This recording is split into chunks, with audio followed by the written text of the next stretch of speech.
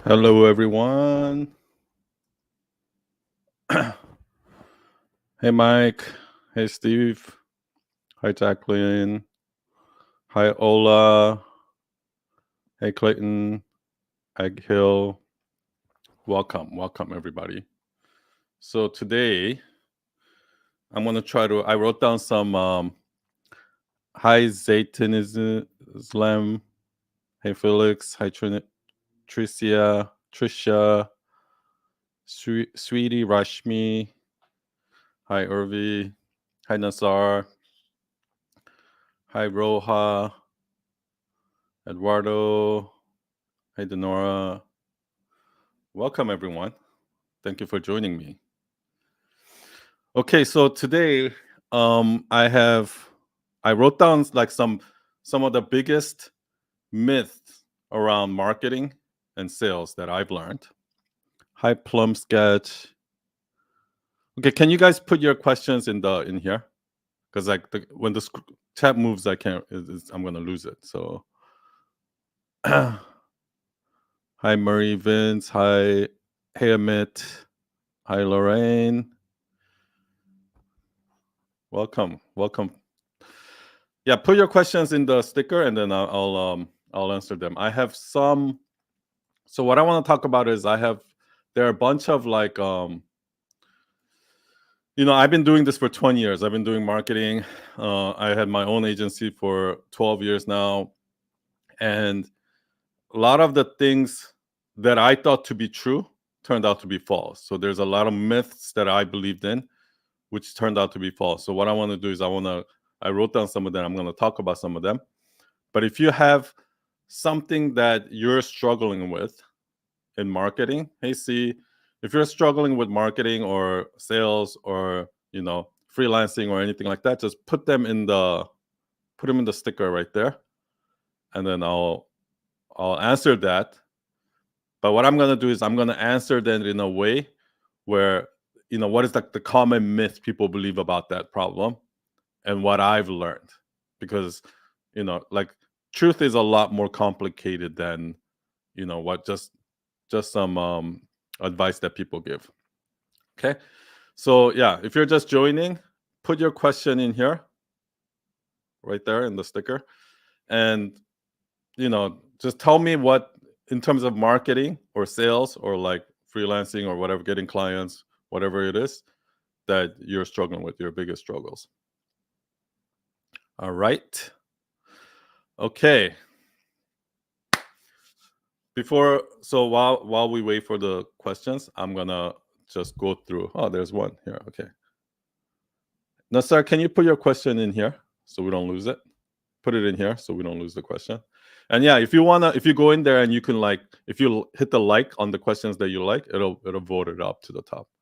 Okay, Roha Robin asked, what is the best way to niche down a service menu and the best way to communicate that? Okay. So this is what happened to me. So this is actually one of the things that, let's see if I have it here. Okay, I don't. Okay, so I think a lot of people, well, there's many ways to niche, but what I would suggest is let it happen organically.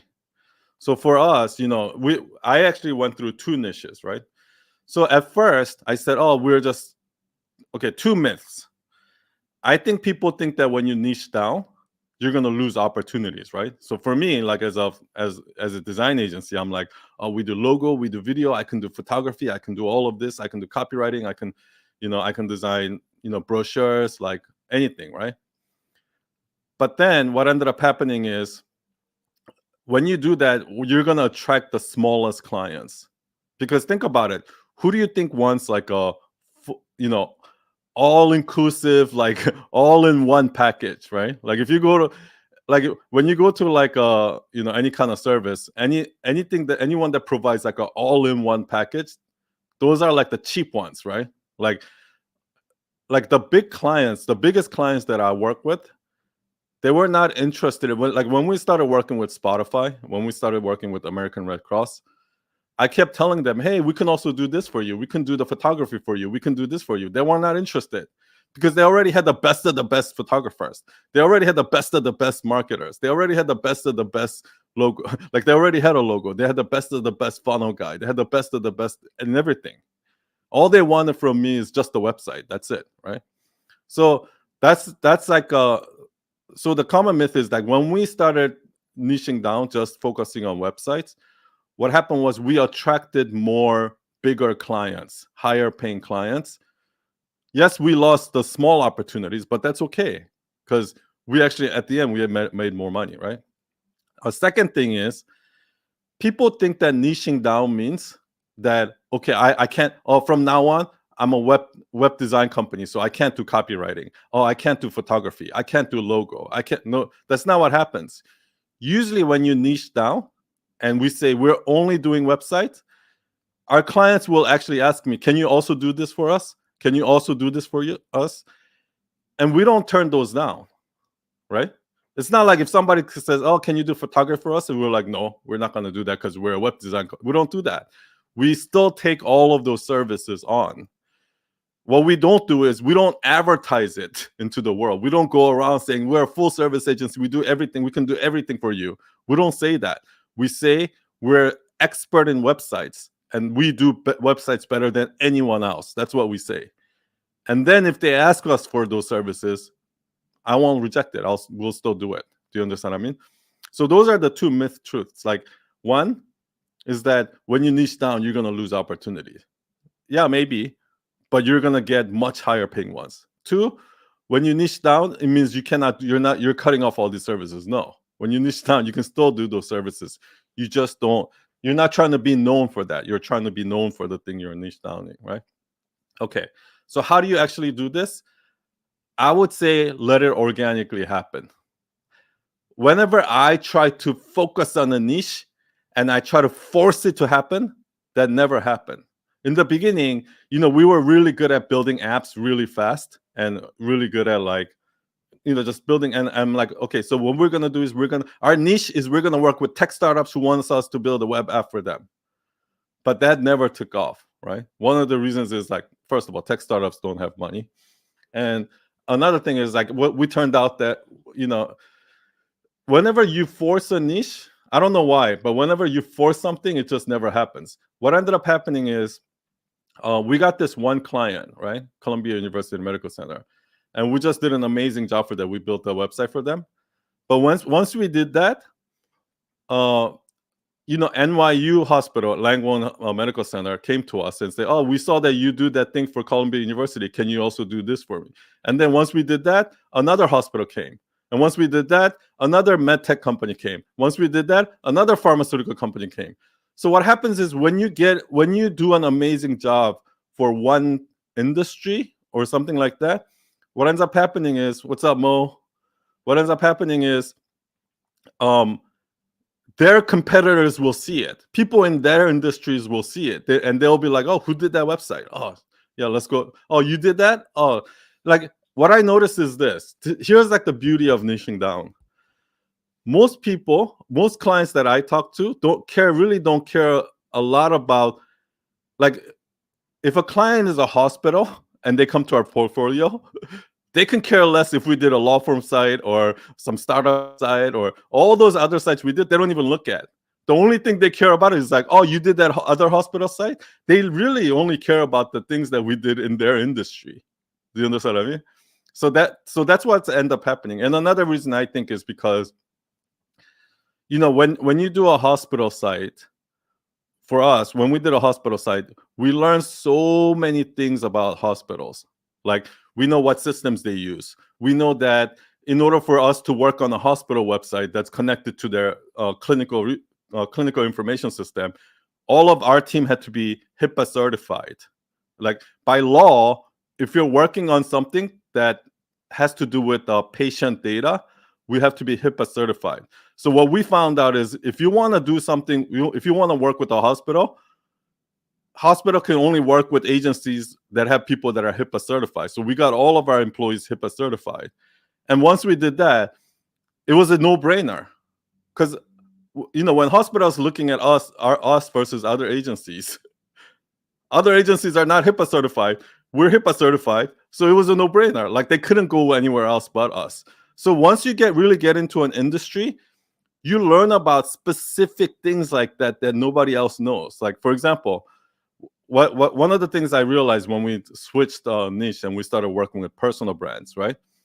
I noticed that all the biggest influencers out there use this mailing system called Infusionsoft. Everyone uses Infusionsoft. I have no idea why, but everyone was using Infusionsoft. So we really, really learned Infusionsoft, and we really got really become expert in it. And so once they realized that we use Infusionsoft with every other client, they were like, "Oh, no brainer. Okay, we're gonna go with Night Owl," because, and I think it's because, if you're a personal brand, if you're like a big, motivational speaker, influencer, or course creator, whatever it is, and like they all talk to each other. So people are like, "Oh, use Infusionsoft." So before you know it, everybody's using Infusionsoft. So this is why it's so important that when you get into a niche, you're not just getting into a niche. What you're doing is you're joining a club. It's almost like all these niches out there, they're like little cool kids club, right? They're like little cliques in high school, right? Every industry, every niche is like a clique in high school. And they all know stuff within the clique that only they know. So when you're niching down, what you're doing is you're getting into that clique, and you're getting into that crowd, right? And then you start to learn a lot of things about that. Okay, let's move on to the next question. Okay, Zaytin Noslim. Sorry if I mispronounced that. Okay, biggest struggle was companies' lack of analysis on sales processes. Companies' lack of analysis on sales process. Do you mean like your clients' companies or your companies on sales process? I'm not sure what that means. But here's one thing I did learn. Okay, so I'm not sure if this is going to answer your question, but Oslim. Okay, can you kind of tell me what you mean by that? Like maybe in the chat. In your company, so you have lack of analysis on sales process. What does that mean? Like you're not tracking, you're not using a CRM, you're not tracking like closing ratios, like who to follow up with or something like that. Because like that is actually what when it comes to sales, a lot of people talk about like sales skills, closing skills, like how to build rapport, and things like that, right? Okay, you're responsible for new leads. Okay. So when I look at like software companies or like that, a company that do a lot of sales, they have people who generate leads and they have closers. And what a lot of times what they do is improve it. They don't improve. Yeah, I mean, if your company does not, okay, so if you're an employee of a company and your company is not providing the right tools, or they're not listening to you, or they're not supporting you in a way that you can do your best job possible. I mean, a couple of things, right? One, you can try to influence them. You can try to lead from, I don't know if you understand what I mean, but you can lead from the bottom. You can influence people on the top from the bottom by making like, and the way you do that is, first you have to do your job first as the best as that you can, right? So to impress the people on top of you, they're like, oh wow, like this person's really good, right? And then once you prove yourself, then they'll start listening to you, right? So once you're doing a really good job with the minimum tools that they're giving you, and you just over deliver every time, now you can start influencing them. You can say, hey, I think we need this kind of process. I think we need this kind of process. But yeah, I mean, here's another thing. So this is not what you asked, but I just wanted to cover this because it's important. When it comes to sales, a lot of people focus so much on sales skills, right? Oh, this is how you close. This is how you build rapport. This is how you follow up, and like the actual skill of selling. But from my experience, from our own company and every other company that we've seen, that is actually the 20%. Like how good you are in sales is actually the 20%. The best salespeople I know, the real secret talent that the best salespeople I know have is organization. They're so organized. They keep track of they follow up with like let's say they talk to 100 people a day. By end of the week, they're talking to 500 people, right? End of the month, they're talking to 2,000 people. They keep track of every single one. They make sure to follow up with every single one. And they're so organized. They know what they say to this person. They know what they said to this person. And it's just a numbers game. So when you're organized, like that's actually where most people fail. There are so many people that are great at selling, but they're just not organized at all. So they don't pull in the kind of numbers that people who are not as good in selling, but are super organized, right? Because I guarantee you, if you do sales like that, if you're reaching out to 100 people a day, 500 a month, 500 a week, 1,000, 2,000 people a month, and you just keep track of all the conversations you had and blah, blah, blah, whose birthday it is, blah, blah, blah. You just make a note of it, all of that, and you just set yourself and you follow up with them, and you just keep doing that, because think about it, right? That's 24,000 people you're talking to in a year. I guarantee you're going to kick ass in sales. But most people don't have the organizational skill to be good in sales. So sales actually has less to do with selling, and it has to do more with how organized you are. Okay, Muslim family traditions. Do you think that any kind of paid ads work anymore? Is it better to market another way? Here's the thing about marketing in general. Marketing is kind of like this. It's kind of like marketing is kind of like the way you imagine you're going to a job, right? It's the way you dress. Like you dress professionally, you have a good resume, you show up on time. That's marketing. That's gonna get you in the door. But at the end of the day, if you suck at your job, you're still gonna get fired, right? Or if you don't have the right experience or whatever, you're still not gonna get the job. So you can't think of marketing as marketing is gonna make or break your business. Here's what I think. If you do paid ads, of course paid ads work, right? Of course all running ads work, right? First of all, I think you need to know. Okay, I think there's few myths and truth around here. So let me talk about a couple of that. First, just in general, marketing just gets you in the door, but you need good product, you need good service. If I know so many businesses that like they create great marketing in the beginning, so they had a big bump in the beginning, and then it just kind of falls up and it levels off and it just slowly dies a slow death. And the reason why is because they focus so much effort on marketing, but they didn't put enough effort into customer service, product. And so if your product and service sucks at the end of the day, you're gonna die. Okay, so that is the first myth, that marketing is only gonna get you so far. At the end of the day, quality product and quality service is way more important than marketing. Number two, when it comes to paid ads, I see so many people do this. They're like, oh, I'm going to invest in ads. So they make a video and they design this ad. They design a few ads and they go on Facebook or they go to Meta and they run these ads and they write the copy and boom. And then they do that for like a month or 2 months. And they're like, oh, it doesn't work. I didn't get any ROI. That's not how you're supposed to run ads. The way you're supposed to run ads is literally you have to try 50 different versions of the ads, 50 different marketing messages. You have to try it, and then you have to A/B test it, and then you have to try different landing pages, and you have to A/B test it and see which one works. And once this works, then you do 50 variations of that. Does it work? And then for the first few months, maybe 3, 4, 5, maybe even 6 months, you're not gonna get return. Those are the testing period. You need to go through that testing period where you're testing like so many different versions of the messaging.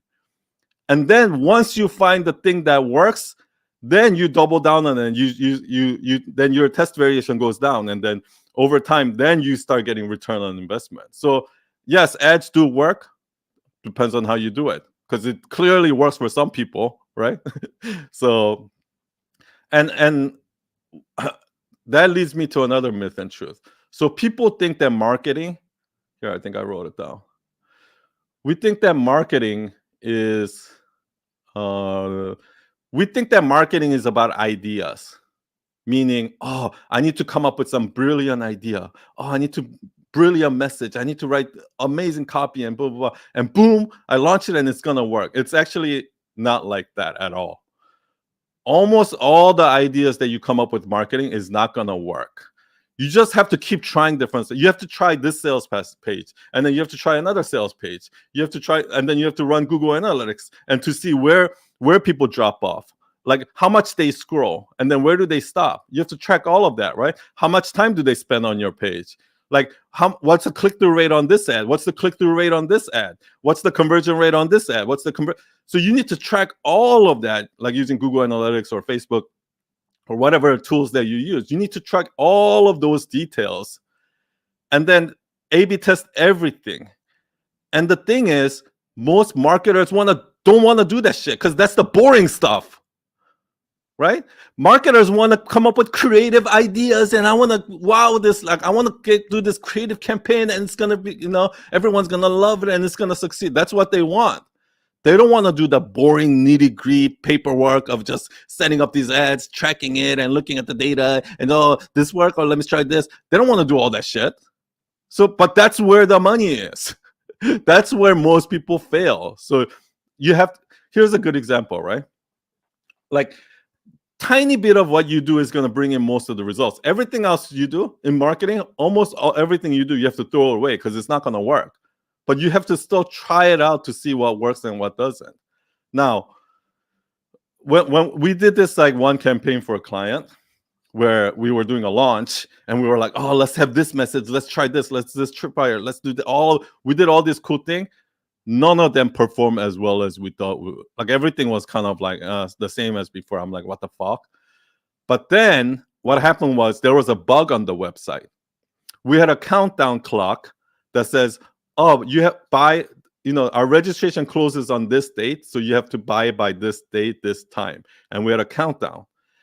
And what happened was there was a bug, and when the registration closed, the countdown kept going, and the countdown kept saying negative, right? Like, how it goes, like, like how many minutes left, how many seconds left. But there was a bug on the website, so it kept counting backwards, like, oh, -1 minute, -2 minutes, negative whatever, how many minutes, how many seconds. It kept going negative.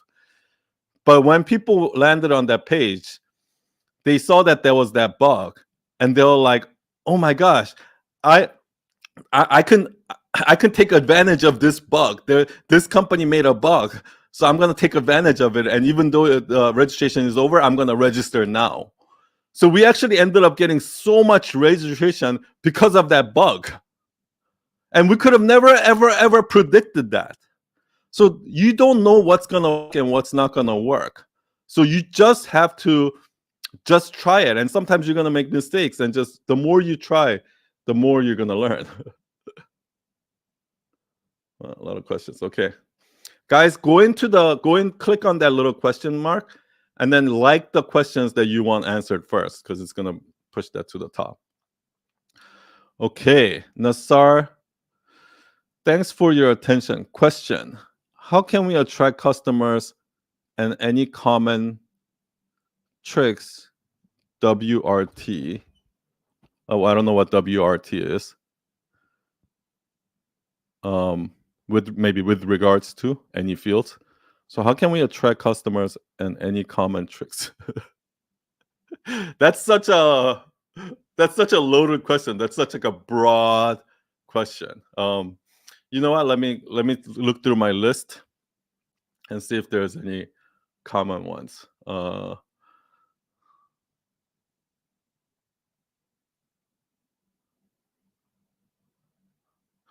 One thing that, like, I talked about sales. Okay. Here. Okay, let me go through some of these. Maybe it'll help. Okay. One of the things is, I'm reading this. Okay, I want to talk about sales a little bit. Okay, let's talk about design first. When it comes to design, people are like, oh, we're a small company, so we can't invest in design. But when you're a small company, you should definitely invest a lot in design. And here's why.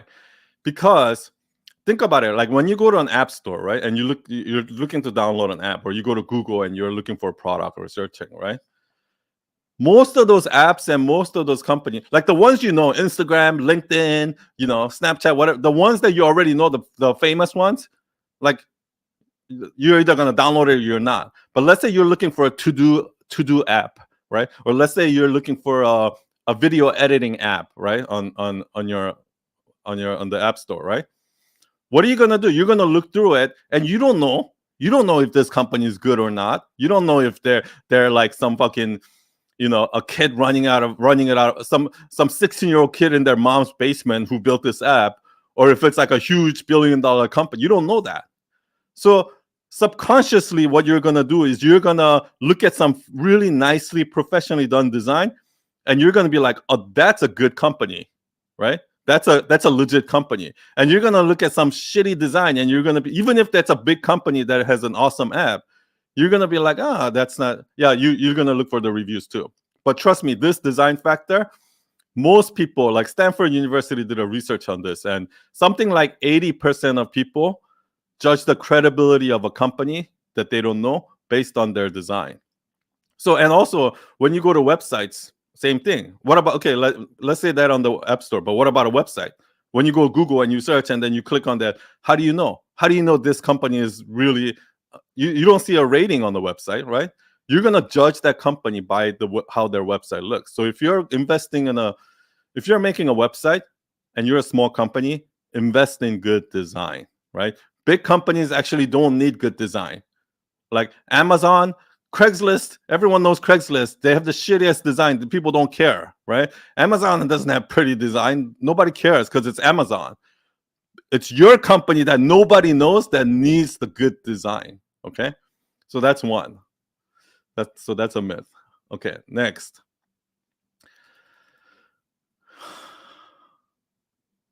When it comes to sales, right? Okay. When it comes to sales, what I noticed is that it's more impressive when they're surprised. For example, you ever like meet a guy who just kind of like looks like a bum, and you don't know if they're rich or not, and then you find out he's like a billionaire. That's actually more impressive. You're like, wow, this guy's so humble, or something like that. So what a lot of people do is they oversell the shit out of like what they're selling up front, right? Like, oh, we won this awards, we work with this client, blah, blah, blah, blah, blah. And by the time the client comes in and you talk to them, there's nothing to impress them on because you already oversold the shit out of yourself, right? So what you need to do is you need to kind of not oversell, just sell just enough, like save some, right? So what I do is a lot of times I don't tell like our prospects who we work with. Like we won over 50 awards. I don't say any of that to our prospects. But then when so many clients come to our office and they see all these awards we won, and they see all these clients that we work with, and they're like, oh my gosh, you won all these awards, you won all these clients. And they're even more impressed because of that. They're more impressed because I didn't oversell it. Nobody believes you when you're trying to sell yourself, and when you're overselling yourself and you're just trying to show off, most people or brands are going to turn off because everyone does that. Everyone's like, oh, we were funded this year and we work with some of the biggest clients like this, and people are all overselling them. So every agency they're going to is saying that. But when we don't do that, and then they found out that we actually did win all those awards, that we work with all the clients, then they're actually going to trust us now. They're going to be like, wow, this company is legit. Do you understand what I mean? So don't try to oversell people, because yeah, they're not going to be. Let them find out for themselves. When you oversell, people will say you're arrogant. But when you undersell and they find out and how impressive you are, they're going to say you're humble. Okay. I don't know, I'll leave it at that for now. I mean, it's hard to answer those like really generic questions. Like, try to make your question specific, because if you say, oh, in general, how do I get more clients? I don't know. Like there's a million different things. That's like 1,000 questions in one. If you say like, oh, how do I grow my Instagram? That's like 1,000 questions in one. Okay. So try to ask more specific questions. Yeah, I guess B2C is a little bit different. Yeah, put it in the question tab and we'll try to get to it. Mons Q. How do we get the first client and closing the deal with that? If you're a freelancer, I mean, there's no easy way to say this. You got to go through the grunt work. You know what I mean? You're not going to get an ideal client from the beginning. Like for me, like the first couple of years, I had to suffer. I did a lot of projects for free. I did a lot of projects for cheap just to build my portfolio. And I had to eat a lot of shit. I had to do a lot of suffering. I had to lose a lot of money. And this is exactly why I say, if you don't have like a 6-month runway, meaning you don't make any money for 6 months and you can still survive, like you really shouldn't be starting a business. Because if you're trying to make money and start a business at the same time, that's just going to be like, that's like a good analogy is that's like trying to gamble in a casino and trying to live off of that gambling money. Like it's just not going to happen. What you have to do is in that beginning period, you have to do some free project. You have to do some cheap project to build up your portfolio, build up some relationships, right? And you have to, even though you're doing it for free, if you're doing it for cheap, you have to work on those projects as if it was the most expensive project in the world and just really blow them away and really go over and beyond. Then, the next clients, once you have that portfolio, once you build that relationship, then more clients will come your way. Okay. Another question here. Little old V. What would your advice be to someone starting out? I guess it depends on what you're starting out in, first of all, right? Because a lot of it depends on like what you do, right? Like what do you do? But if you're starting out in freelancing, more than anything else, like I said before, really build relationship with your first few clients. Blow them away. And I'm not talking about just amazing design. I'm talking about like get your clients to fall in love with you. Like, because here's the thing, as a client, if you're looking at it from the client's perspective, what ends up happening is I've worked with a lot of freelancers, and most 99.9% of freelancers that I work with, they're underwhelming. They're mediocre. They're like, yeah, okay. I hired you. You did that work. Okay. Nobody, like, no client is hiring people and be like, wow, that was the most amazing experience I've ever had. Nobody's doing that. So if you are the one person that can get the client to be like, wow, that was the most amazing experience, then trust me, number one, that client's not going anywhere else. And that client will go around like praising you to everyone in the world. So it really just takes one good client to succeed. Like it's not like you have to go and get 100 clients to be successful. Like if you just have one good client, everything goes from there. So my advice would be just go over and beyond in your first projects. Just go over and beyond in delivering your service. Like to a point, like for me, my first client, you know what I did? My first client paid me $3,000. I studied Yahoo Store, and I made a Yahoo Store website, an e-commerce website that was so amazing, that was so customized, that when I called Yahoo to get some help on something, the person who works at Yahoo was like, oh my gosh, you built this website with Yahoo Store? I didn't even know that was possible. And it took me 9 months to do that. When we wanted to take photos, she sent me some photos of her product, and the product was so bad. You know what I did? I took a bus, hour and a half, to New Jersey with my camera and spent an entire day taking photos of each one of her products. And then I came home. I spent a week photoshopping every single one of them just to make that everything perfect, even though she didn't even pay for that. Okay? That's what I did. When the website was done, she was so impressed that she started crying.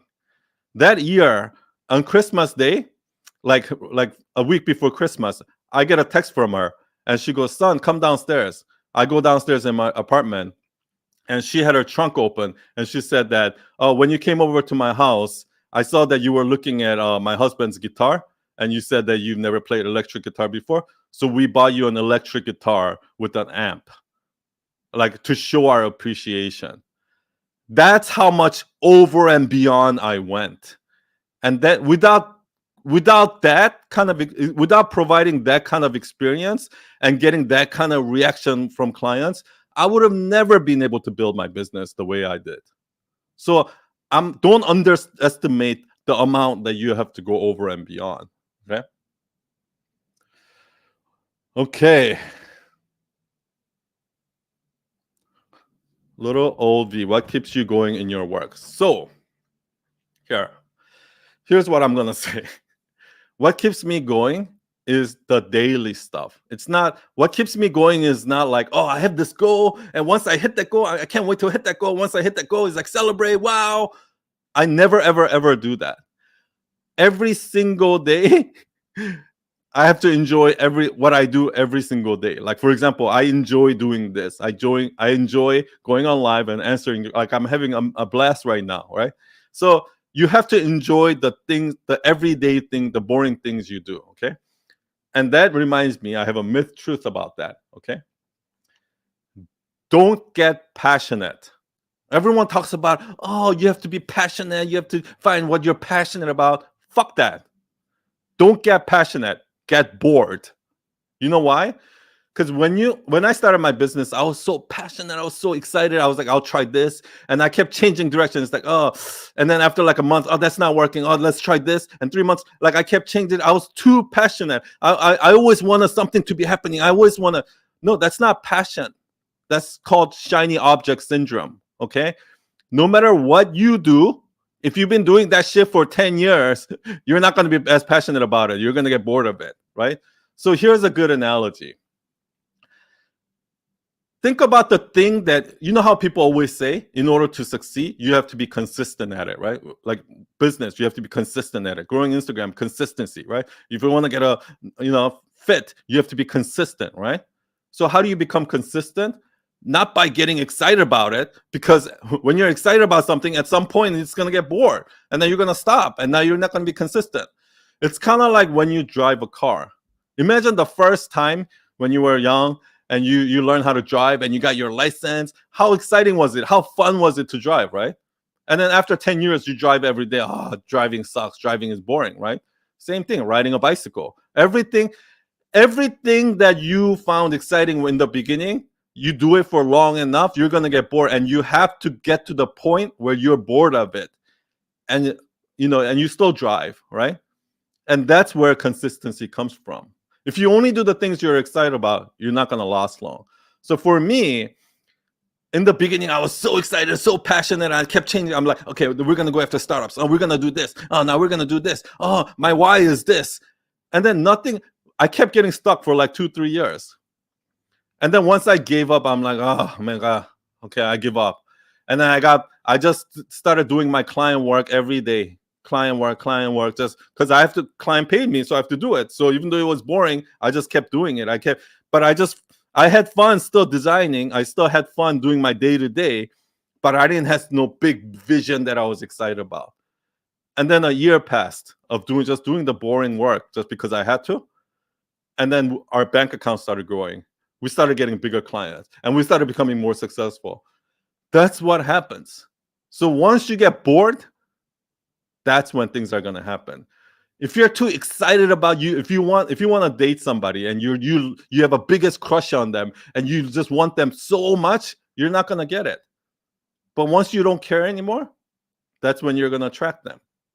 Almost all things in life are like that. When you want something too bad, you're not going to get it.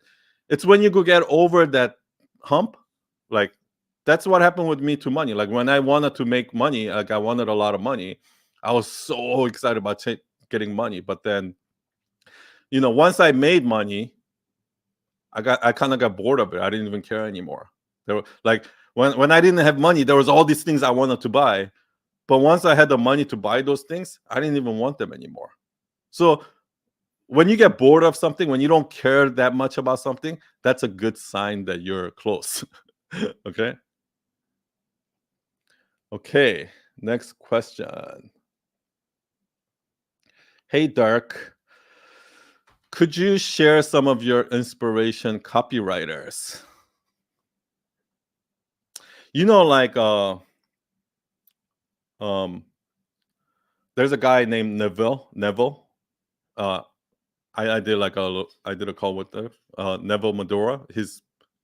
I like I don't know if it's his copy, but I like the stuff that he teaches. Uh where I actually first started learning copywriting is from this woman named Laura Belgray. Like she writes really like very she writes copy that are like very authentic to her, like her style of copywriting, and it's really good. But I would say I, this might sound arrogant, but I'm not very easily inspired by other people. Like I wish I was. I wish I could look at some copywriter and be like, oh my gosh, I wish I could be at that level. Or I wish I could look at a designer and be like, wow, that person. But that hasn't happened. Like I don't know. Like I feel like the stuff that I do is the best. I feel like I'm inspired by my own work. I wish I wish there was something that someone I can be inspired by. It was like, wow, that's so amazing. But most designs that I see and most copywriting that I see, I'm just very, very disappointed. So I don't know. I'm usually inspired by a lot by like filmmakers and things like that. Okay, let's keep going. Okay, the halal market milker. How can I reach foreign clients, US, UK, as an African native that resides? You know what? Go watch my my podcast on YouTube last week, or go listen to my podcast on iTunes or Spotify or whatever.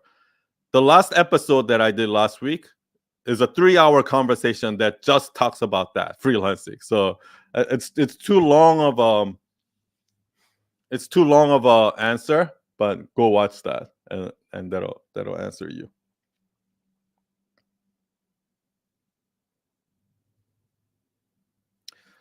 Okay, coaching versus consulting. What would you say are the pros and cons?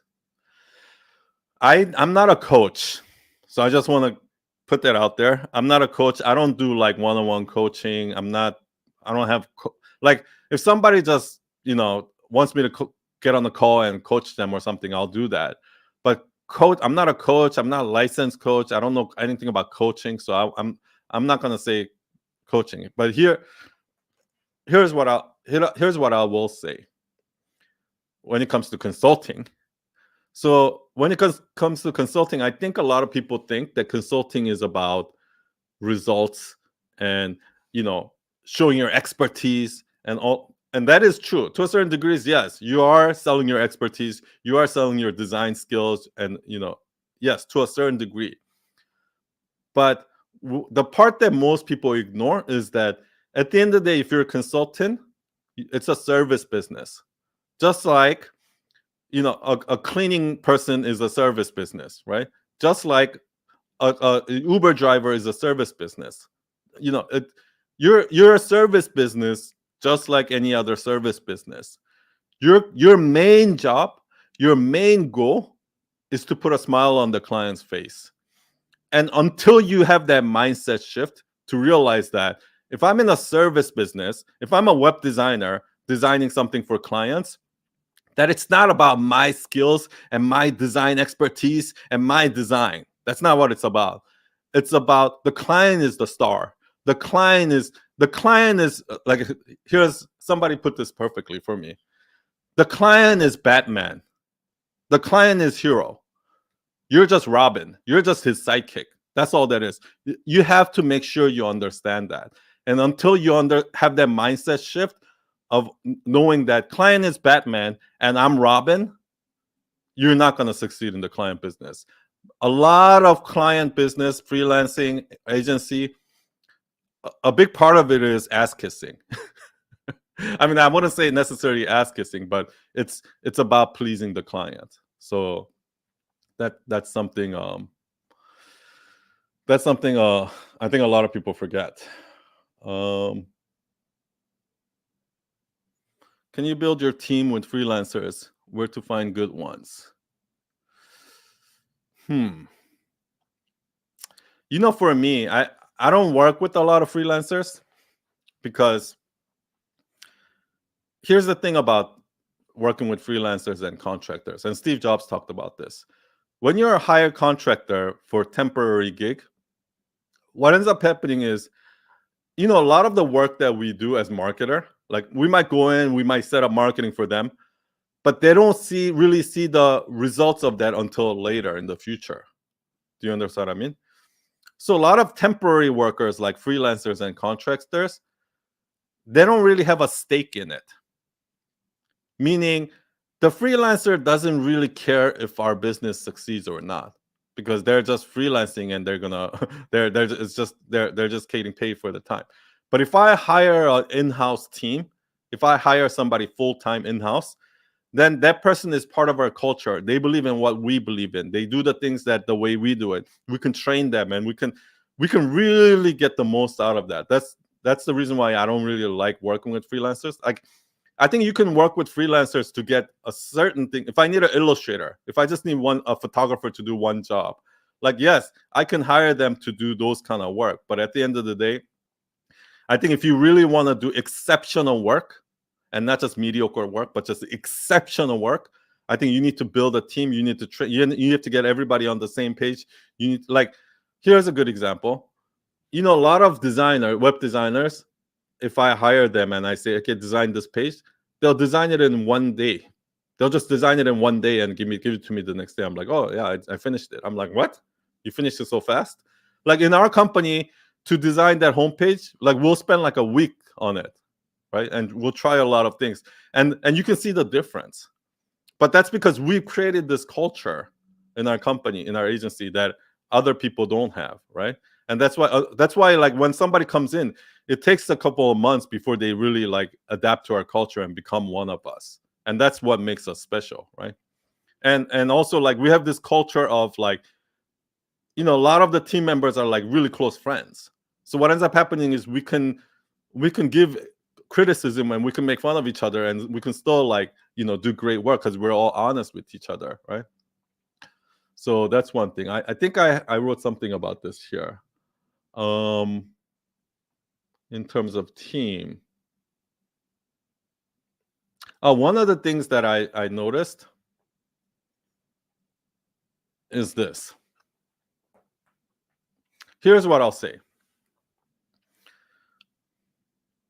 Maybe this is not related to your question. Let's see here. Let's see if there is one that's more related. Yeah, this might not be related, but I'll say it anyway. Okay. I believe that the project manager's job is not to manage project, manage communication, deadlines. I don't think that's the project manager's job. A project manager's real job is to manage people's ego. Because what ends up happening is designers have a lot of ego. Like, if you watch $1 Million Listing, which is a real estate sales show, what ends up happening is a lot of times when a deal is being made, like, here's a buyer, here's a seller, the buyers are like, I will not pay a penny over $900,000 for that house. And then the client, the seller, is going like, no, I'm not gonna I'm not gonna pay a penny less. I'm not gonna offer it for a penny less than $1 million. And there's a huge gap between this two. And what's happening is it's ego. You know what I mean? Like, this person is like, no, I don't, like, your house is not worth that much. And this person's going like, you know how much time and money I put into this place? And that ego is why the deal is usually not done. And that's why they need a real estate agent in the middle to work on each ego and be like, hey, I understand that you don't want to pay more than that, but this is blah, blah, this person is like in this situation. Why don't we try to go back at this price? And then this person has to talk to the seller and be like, yeah, I know that you put a lot of energy and time into it, and this is a amazing place. But the thing is, here's like what other houses are selling for. We need to go down a little bit and a little bit, little negotiate, and then finally a deal is made. But without those real estate agent, that deal would have been never made. Why? Because now we're fighting against this ego. And that's what usually happens in most projects. Client has an ego, the designer has an ego. So if you put the client and the designer together, they're just going to fight and nothing's going to get done. And so the project manager's job is to come in between and manage both egos so that they can come to a conclusion, so that the designer will make the changes and the client will approve the changes and something will get done. And that's really the reason why I think in the beginning I didn't want to hire project managers. I was like, no, we're all about doers, and I don't care about middleman. I don't want middleman. But what I quickly ended up realizing is that no, we need the middleman. And the middleman's job, the project manager's job, is not to manage project, is to manage people's ego. Okay. Do you like working with friends or avoid it? Yes. Okay. Great question. Here's the thing. There's two parts to this question. One, when you work with friends who are already your friends and you work with them, up front, before you even start, you need to put some ground rules together, right? And one of those ground rules is, what's more important to you, business or friendship? Because there will 100,000% come a time when a decision that you have to make is going to hurt the friendship, but it's going to be good for the business. But it's going to hurt the business, but be good for the friendship. So that moment is gonna come, and you're gonna have, at that moment, you're gonna have to say, like, you gotta be on the same page. Like, am I willing to lose a little bit of money to maintain this friendship, or am I willing to ruin this friendship so I can for the sake of the business? So that, number one, you have to be clear. Both of you guys have to be clear, so that when that decision comes and that something happens, you're like, okay, let's just part our ways and let's save the friendship, right? Or you can say, you know what? What's more important to me is working with you. I care about the business, but me working with you, doing this together, is more important. So you need to be clear about that. And then you just have to set a lot of ground rules like that, right, up front when you work with friends. But here's the good side of working with friends. So at Night Owl, when we hire people, one of the first things we do, like every year, we do a camping trip in the summer and ski trip in the winter. And the reason why we do that is because when you do these trips, and we don't do this fancy go to a luxury retreat center and like fucking 5-star. We don't do that shit. We rough it. We do camping. We might be sleeping in a tent when it's raining, and some people are gonna get hurt, and there's gonna be a lot of friction and a lot of fights and a lot of arguments, and we go through that shit but when you go through that over a weekend, what ends up happening is people's masks start to fall. They start getting real, and there's some arguments, some disagreements, but they work together to solve problems, right? And like one time, somebody got hurt trying to open a beer bottle, and we had to figure out where the nearest hospital was. We had to figure out how to get that person there, and we worked as a team to do that. And what ends up happening is, once you do that, when you first hire somebody, when people start working in most companies, everybody's all polite. Everybody's all polite to each other, professional, right? And when they give you a design, you're like, oh, that looks good. Or at worst, they're just being passive aggressive, right? But our team, after going through that, are so close to each other, they feel comfortable enough to say, hey, come on, man, that looks like shit. And they can laugh about it, and they can figure it out how to make it better. And that's the great thing about working with friends. And I think that's one of the biggest things differentiator at Night Owl, is like everybody's so close that we don't hide things from each other, right? Everybody just shares everything. Our goal is to make the best work, right? And you have to sometimes fight a little bit, argue a little bit, make up and laugh about it. And sometimes you stay up all night, like trying to figure it out. And that environment, I think, is what makes us different than other agencies. So yeah, that's my 2 cents on pros and cons of working with a friend. Okay. Militza Rosaria. Is having a CRM essential to become organized in order to become a better in sales? I mean, yes, I think it's important, but your CRM could be as simple as a Google spreadsheet, right? So I don't think it's about what tool you use. I don't think it's about which no software is gonna make you a better salesperson, right? It's about how you use that tool. So yeah, I mean, some of the best salespeople that I know just use an Excel spreadsheet. So there you go. Scaling up is Nas if scaling up is harder than starting up. How would you approach scaling up, and when you already have few paying clients, paying customers? Well, I don't think one's harder than another. I'm probably not the best person to answer this because like we've only been able to scale our business to 20 people, and then I realized that like once we got to 20 people, to get to that next level, I realized it's a completely different game. So, and I didn't want to. I didn't want to. That's not what I was passionate about. So I kind of stopped. But yeah, I don't know if it's like one's harder than other, but I do think it's a completely different skill. It takes a completely different skill. It's like here's one of the things, right? In the beginning, you have to hire somebody who's good at many things, like multitasker, people who can wear many hats, right? But then once you get to a certain size, like 20 people, you actually have to fire those people and you have to hire experts in fields, right?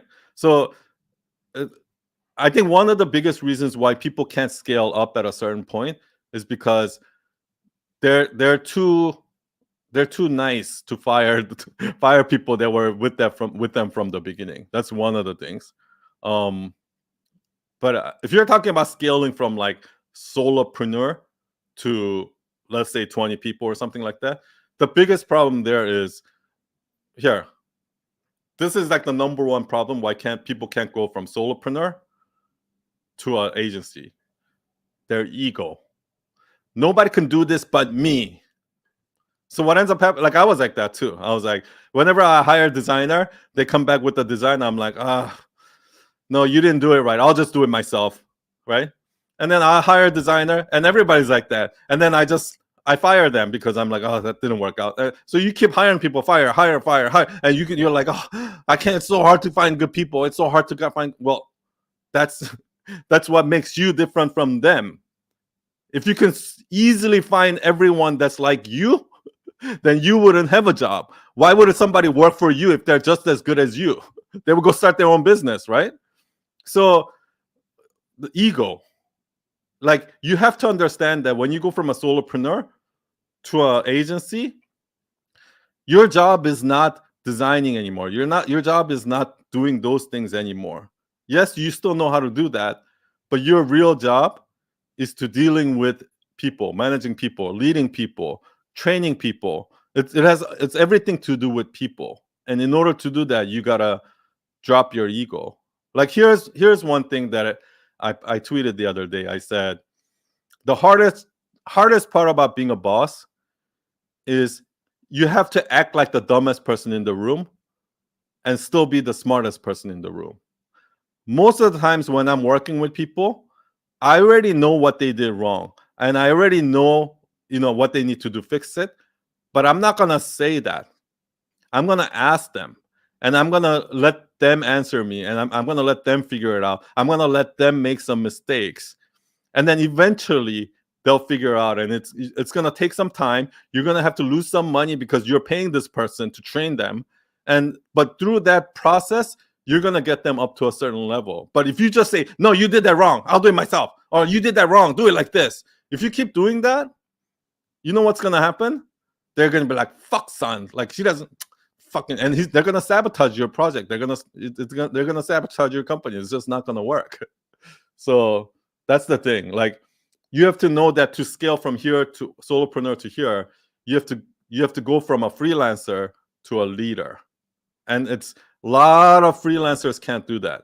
A lot of creatives can't do that because creatives have a lot of ego.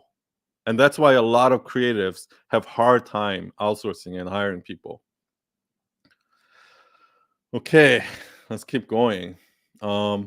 Before first Zoom meeting, what should be my preparation and what? Okay, I can just tell you what I do. Like before Zoom meeting, before instead of like I used to do this, I'm like, oh, like last minute prepare something. Oh, okay. Like I used to do that. I don't do that. I make sure I take like 10, 15 minutes before the meeting and just calm down and just clear, like meditate or clear, just sit there and just clear in your mind, right? And even a little bit of that helps. But to kind of answer your, I wrote some stuff down here. When it comes to sales,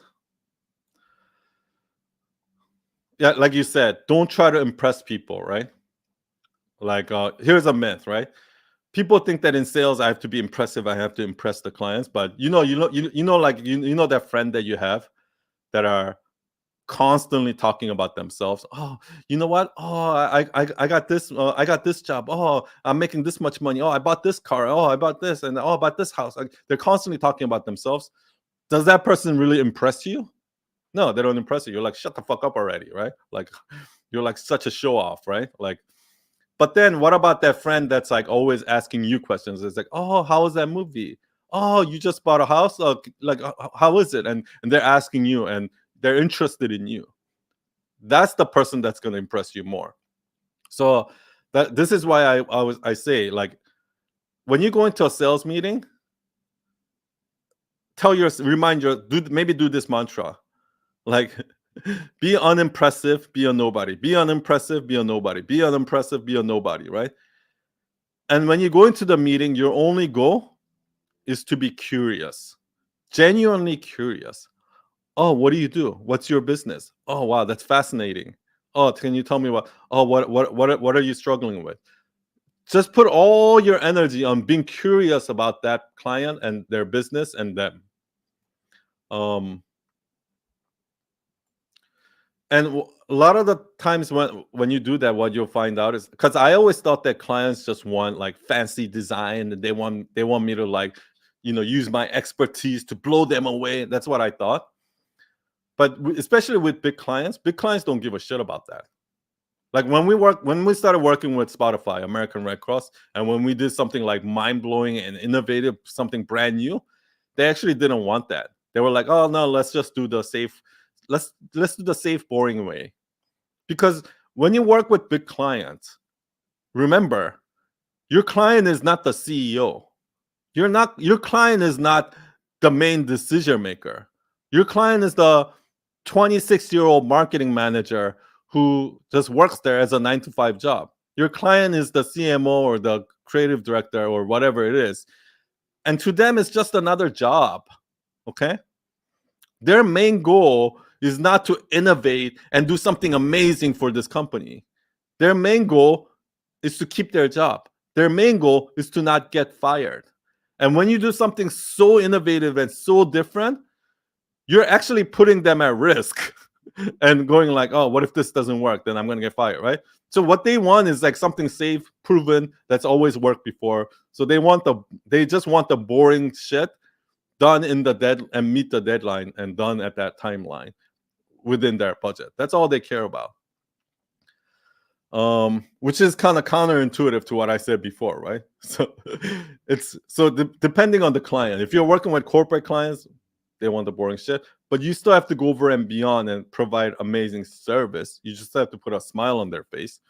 When you work with small client, when you're dealing with stakeholders, like, when I work with a personal brand, right? I'm working with that person directly. Then I obviously they want to be innovative. They want to take risks, right? Okay. Let's see if I'll do a couple more and then I'll go through the rest of the myth and truth. Might stay here for a few more minutes. Create Darwin. I'm currently working on a rebrand for my brand. I do brand identity designs. Do you have any tips? Well, my tip is to don't do brand identity. I feel like, I don't know why, nowadays, I don't know why I have so many followers who wants to be brand identity designer. I don't know what's going on there. Like, maybe it's because Chris Do is constantly talking about branding, blah, blah, blah. Trust me, like, branding is not a game you want to get into. Like, here's the branding game. The top 0.0000000.1% of people are successful. The rest of them don't make money. That's how brand designers work. Why? Because who do you think hires brand designers? Startups that have no money. Almost every project that you work on as a brand designer, 90% of them are going to go out of business in a year.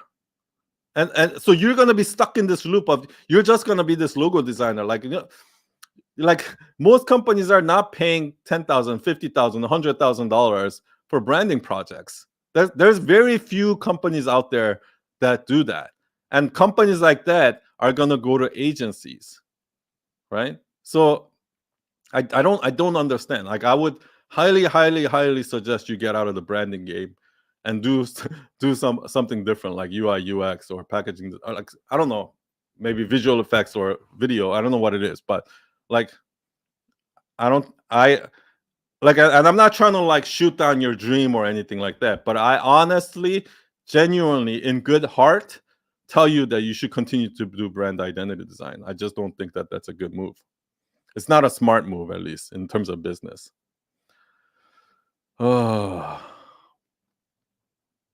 Okay, I'm gonna see if I can go over some of these myths. Okay, in a sales meeting, don't kiss the client's ass too much. Don't be so desperate, because people can smell desperation miles away, right? So if you ever go on a date, and let's say somebody looks normal and like you actually like the person, but then they keep kissing your ass and they keep like being desperate, all of a sudden that's a turn off. Why? Because subconsciously we know, it's like, why is this person kissing my ass so hard? Why is this person being so desperate? Something must be wrong with them. That's what the clients are starting to think. If you're too desperate, or so, you really almost have to, like I said before, do not try to impress, right? Another thing is, a lot of new designers, a lot of new entrepreneurs who do marketing, what they do is they study their competitors, right? Like, if you're a life coach, you're looking at all the other life coaches' website. If you're like a agency, you're going looking at all the other agency websites. Don't do that. Do not do that, because what's going to happen is, if you're a life coach, right, and you're studying Mel Robbins' website, that's not going to work, because those people are, number one, those people are already, like, if you're a new agency, you don't try to be like Ogilvy, right? If you're a new startup, don't try to be like Facebook. Like, if you're a new life coach, don't try to be like Mel Robbins, because the way they should run their business is totally different from how you should run your business. When they were starting out, they weren't always doing that. Their business has evolved over time, right? So that's number one. Two, when you go study other people's shit, the reason why every brand sounds exactly the same, none of them stands out. Everybody has the hero image of their photo, in their office, pretending like they're talking or they're speaking, or what. The reason why every website looks the same, every Instagram of these people grid looks the same, and everything looks similar, you can't really tell one brand from the other, is because everybody's getting inspired from each other, right? So if you really want your brand to stand out, don't study your competitors too much. The more you do that, more subconsciously you're going to copy them. Your client's revenue, right? Or if you're a coach, like, your client's result is not your responsibility.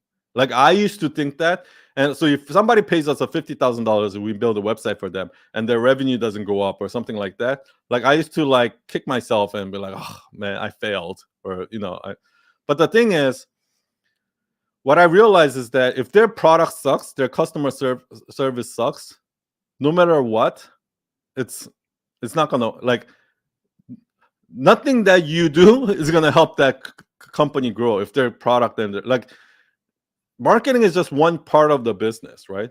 If they're doing everything else wrong, then their business is still not going to benefit from it. So just realize that you're a service provider. Your job is to provide marketing. Your job is to not make sure that they have revenue, their profits go up. That's not your job. It's not your business. That's their responsibility, right? So that's another thing I learned. What I realized is that most of the projects that we do, like somebody might pay us $100,000 to build a website, and then 3 months later, just kill the whole project and throw it away, right? And I used to be like, oh my gosh, that's such a waste of money. Oh my gosh, I failed. I failed as an agency, But that what I found out is like that's actually very, very, very normal. Like I used to work in an agency where they used to do pharmaceutical ads, and they spent $1 million making commercial and branding for this pharmaceutical product, and they had everything ready to go, everything ready to launch, and last minute the drug didn't get FDA approval, so they just threw $1 million of work away, and they did that on purpose.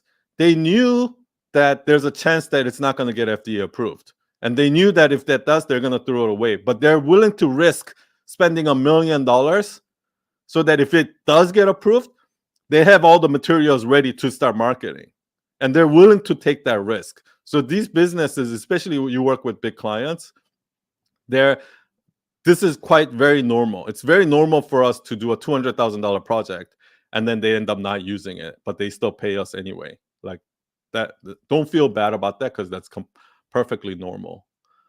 In sales, when you're doing sales, right?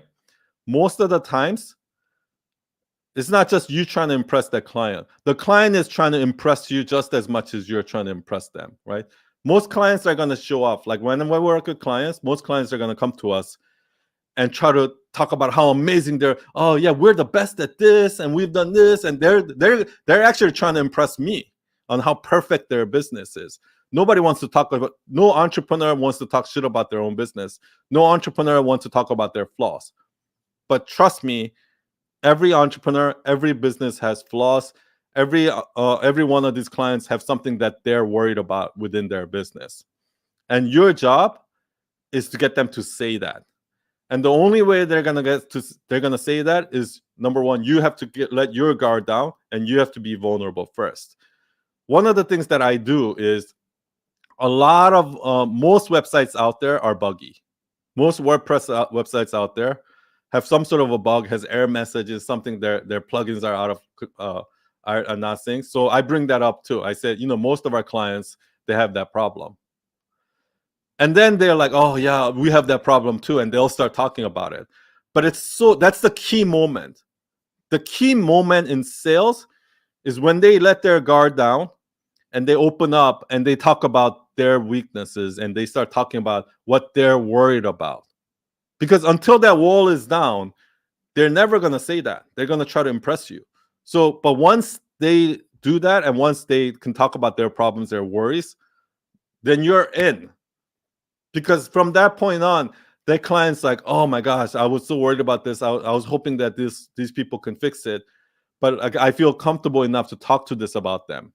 Whereas with all the other agencies they go to, they have this mask up. They have to pretend like they're perfect. So it's actually good once they start telling you their worries. And most of them are not going to do it up front. You have to do it first. Most clients are less worried about your talent or how exceptional designer you are or how amazing you are. I mean, they want to hire talent, but they're actually more worried about trusting you. They're actually more worried, like, if I hire this person, are they just going to disappear? Are they going to be reliable? Are they going to finish my project? Are they are they overselling, and are they going to underdeliver? They actually care more about that. So, the goal is not like, and I talked about this before, but because most clients are worried about that, the best way to get clients is through referrals. So, and that's why I keep coming back to, you have to blow away. Like, if you, you know how I got all my clients, honestly, like, like Jay Shetty is Gabby Bernstein's friend. So Gabby introduced me to Jay Shetty. And Jay Shetty, Mark Randolph was on Jay Shetty's podcast, so they know each other. So he introduced me to Mark Randolph. So on and so on. And this is how this business works. This is how most businesses work. All of these CEOs of the clients that you want, all the decision makers, all the CEOs, and all the people that you want to sell to, they're all friends with each other. So once you do an amazing job for one of them, you're automatically gonna get the rest. Because all of these people are coming to me, they're going to each other and be like, hey, do you know a good designer? Oh, do you know a good videographer? People are always asking me, do you know a good one? But I don't know any. They're like, these good, reliable, trustworthy people are so fucking rare. I wish I knew. I wish I knew a good designer. I wish I knew a video editor that I can trust. But most of them are not trustworthy. Most of them are not reliable. Most of them overpromise and underdeliver. Most of them just disappear. Most of them are not responsive. So what ends up happening? I don't refer any of them. So if you are the one that's responsive, you're going over and beyond, and you're doing an amazing job, and you're trustworthy, trust me, you're gonna get clients because they're so rare. Like, you think that there's a lot of competitors out there, like everybody's like a creator, everybody's on social media, so we think that, oh, competition is so high, there's so many competitors. No, the truth is competition is not high. Yeah, there are a lot of competitors, but most of them that suck, they're unreliable, and they fucking quit, right? If you want to talk about the really good ones, the one make it, the competition is very low. Like, the competition is, there's a lot of competition, but the competition has never been weaker. So if you just try a little bit and you win people's trust, you work a little bit hard, and you become reliable, you can easily win this game.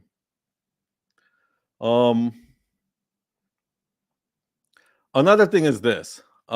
Most people don't want to be helped. They prefer to help. Like, when somebody comes out like, oh, hey, if there's anything I can do for you, let me know. Is there anything I can do for you? Are you like, oh yeah, can you do this for me? Oh, can you do me a favor? Do you do that? No. Most people don't want to be owed a favor. They actually rather do a small little favor for you. If somebody's like, oh, can you introduce me to this person? Oh, sure, yeah. Oh, can you give me can you comment on my post? Oh yeah, sure. I rather do a quick little favor for others than owe a favor to you, right? So don't go around telling prospects or potential clients like, oh, can I help you? Oh, can I do something for you? Oh, let me do this for. No, they don't want to fucking owe you any favors, okay? So instead, ask them for a favor, ask them for help, because most likely that's how you're gonna get your way in. Hey Tabitha. I talked about project manager's job is not to manage project, but to manage ego. Okay. Most next things. Okay. This is a marketing one. If you're trying to generate lead through your website or generate lead through your social media or something like that, less information the better. People think that like putting all this information and all this data and all this like selling is what's going to get them to contact you. No. Like, for them to contact you, for them to opt into something, or for them to like just reach out to you, the less information the better. Because, like, think about it, right? If you're an agency or you're a freelancer and you put, one of the things is like you put your pricing there, well, the client's not going to contact you because you already gave them the price, you already answered their question, right? The goal is to get them to have questions that they want to ask you, and in order for them to ask you those questions, they have to contact you, right? So the more information you put, the more you're actually repelling them and getting them not to contact you. Okay, let's see if there's more questions.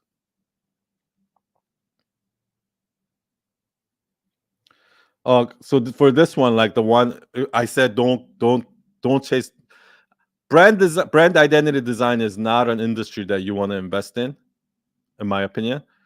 where you want to invest in right now, I would say three things: UI UX design, because UI UX websites, building apps, that industry is already so highly, it's already so competitive in terms of like, everybody wants UI UX designer. It's hard to find UI UX designer, so it's a very highly lucrative industry. Number one.